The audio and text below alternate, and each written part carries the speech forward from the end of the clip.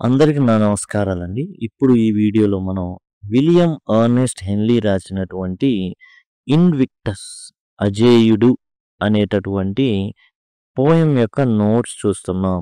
Exam point of వ్యూలో మనకొచ్చేసి ఇది model paper. ఈ మోడల్ పేపర్‌లో మీరు గమనించినట్లయితే ప్రశ్న ఎలా వస్తుందో చూడండి.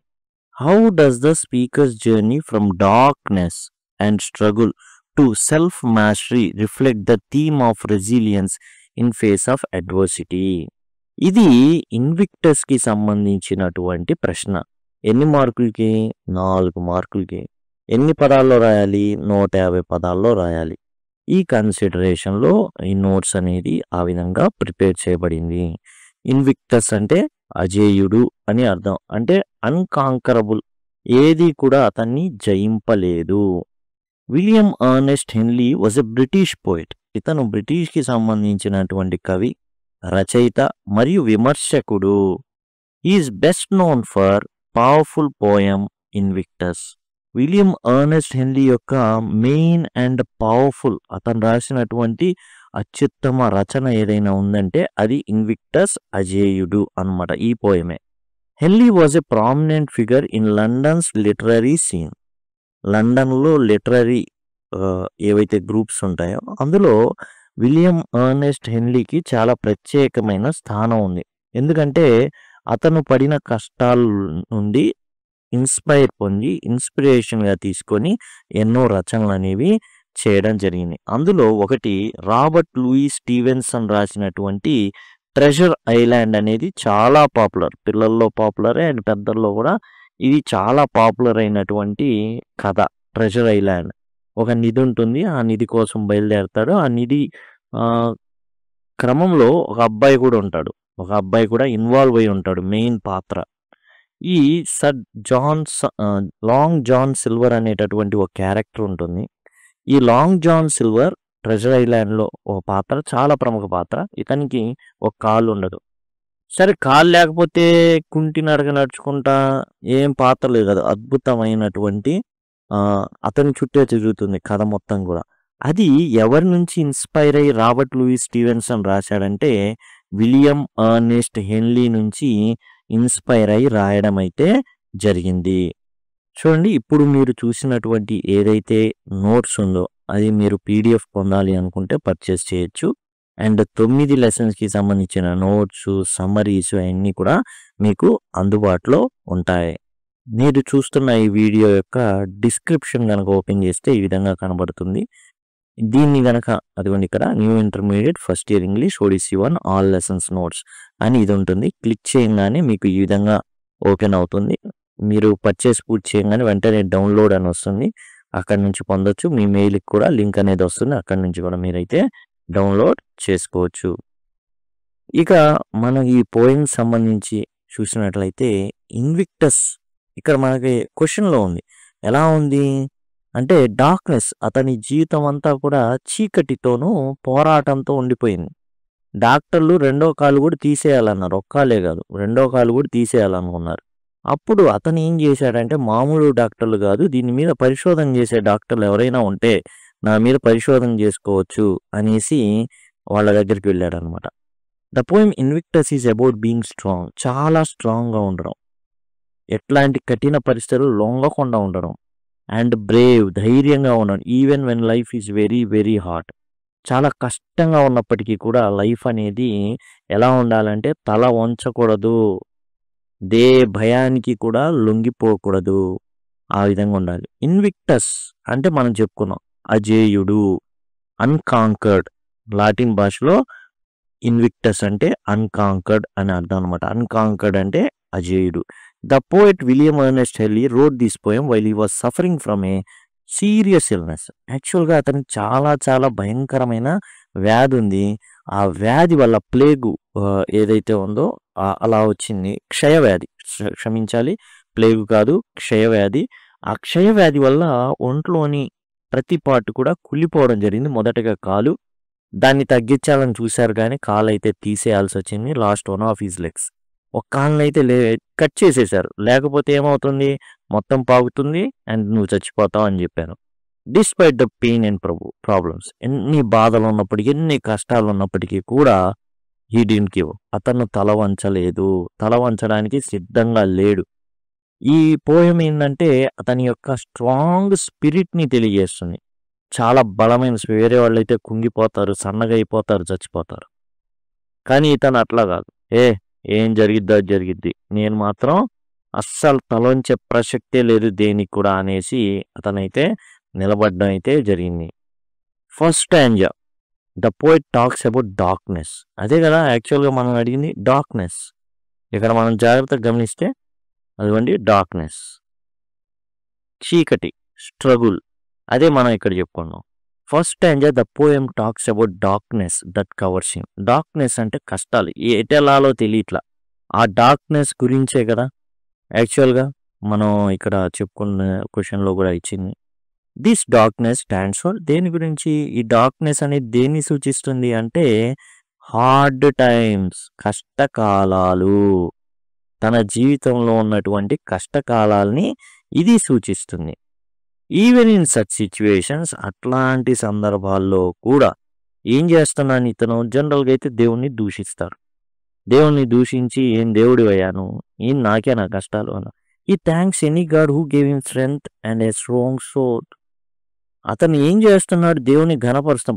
నువ్వు మామూలు దేవుడిగా, థ్యాంక్ యూ. ఎవరైనా ఉండుండొచ్చు, నాకు ఇచ్చిన విల్ పవర్ని చూసావా, అది చాలా గొప్ప విల్ పవర్, కొండకున్నంత విల్ పవర్, మామూలు విల్ పవర్ కాదు, టన్నులు ఇచ్చేసావు, చాలా థ్యాంక్స్ అని దేవుణ్ణి ఇంకా ఏం చేస్తున్నాడు, థ్యాంక్స్ చెప్తున్నాడు. ఇంకెవడైతే చెప్పడు, మిగతా వాళ్ళకైతే ఉన్నాయి కాళ్ళు, నాకైతే లేపేశావు, ఏం దేవుడు అయ్యా నువ్వు, ఏం చేస్తున్నావయ్యా అంటాం. కానీ ఇతను అలా అనట్లా.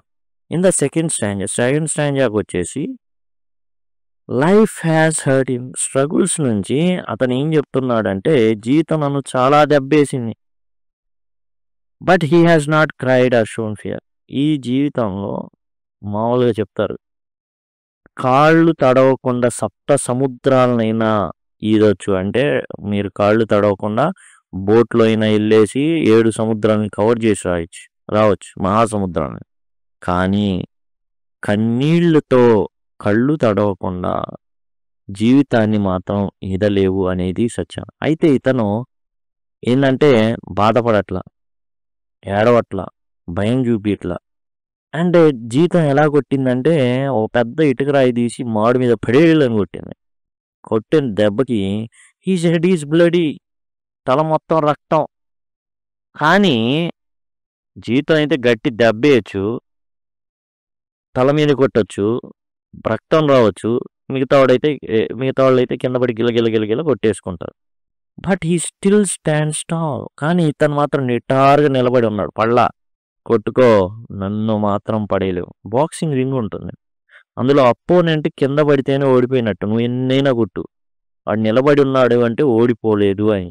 కింద పడాలా. జీవితం కూడా బాక్సింగ్ రింగ్లో జీవితం ఇతనితో ఆడుకుంటుంది, ఒక అద్భుతమైన ఆట ఆడుతుంది. కానీ ఇతను మాత్రం తల వంచట్లా. This means he has faced pain but has not given up. ఎంత బాధ అనుభవించాలో అంత బాధ అనుభవిస్తున్నాడు, కానీ ఇతను మాత్రం సిద్ధంగా లేడు. దేనికి లేడు, కింద పడ్డానికి లేదు. అమ్మా కింద పడితే నేను ఓడిపోతాను, జీవితంలో నేను ఓడిపోకూడదు, నేను గెలవాలి. అవతల పక్కన్నది రింగ్లో లైఫే కావచ్చు, నేను మాత్రం అందరినీ ఏడిపించుండొచ్చు, నేను మాత్రం ఏడవను.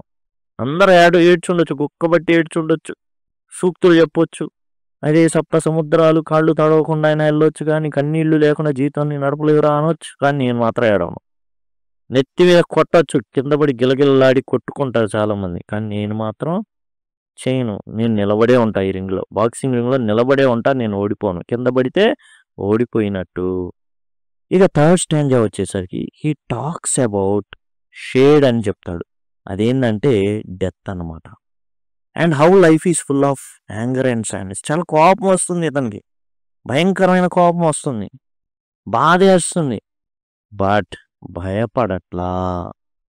బాధ వేరు, కన్నీళ్లు కార్చడం, భయపడడం వల్ల చెప్తాడు కదా, భయపడడంలోనే పడ్డం ఉందని. నేను పడను, అందుకే పడను, నేను భయపడను. ఎందుకు పడినా అంటే పడకూడదు కాబట్టి, పడితే ఏమవుతా, ఓడిపోతాను కాబట్టి. బాక్సింగ్ రింగ్లో కింద పడి లేవకపోతే ఓడిపోయినట్టు. కాబట్టి నేను పడను, భయపడను, నేను నించుంటా. ఇక last stanza, in the last stanza he says that, చివరి స్టాంజాలో మళ్ళీ మనకి చెప్తారనమాట. అసలు ఏంటి మరి పడకుండా ఏం చేస్తున్నాడు, ఇతను ఎట్లాంటి ఫోకస్లో ఉన్నాడు అనేది మనకు తెలిసించేవాళ్ళు. ఈ control his own life and so, తన జీవితాన్ని తన యొక్క ఏదైతే ఆత్మ ఉందో అది తన కంట్రోల్లో ఉంది.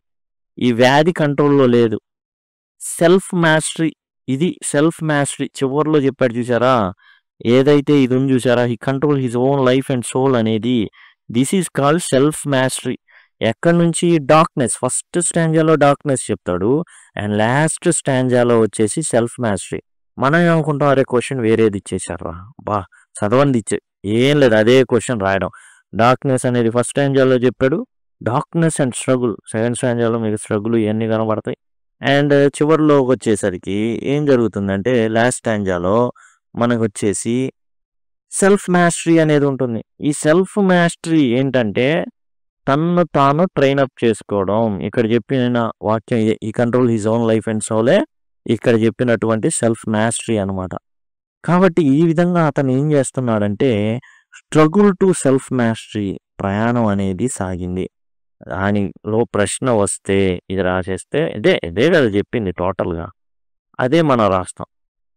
హీ డజంట్ లెట్ ఫేట్, అతను తన కర్మ ఇలాంటివి దానికి డిసైడ్ అవ్వాలి. కర్మ ఎటుపోతే విధి రాతను ఎవడు తప్పించగలడు అని అనట్లా, కర్మానుసారం పోతాను అనట్లా, అదర్స్ డిసైడ్ ఫర్, లేకపోతే ఎవడో డిసైడ్ చేసేదానికి ఇతరులు ఏం డిసైడ్ చేశారు ఇతనికి, ఇంకో కాళ్ళు తీసేయాలి బాబు, ఆ కాలు కూడా పోతుంది క్షయవ్యాధి వల్ల కుళ్ళిపోతుంది లోపల,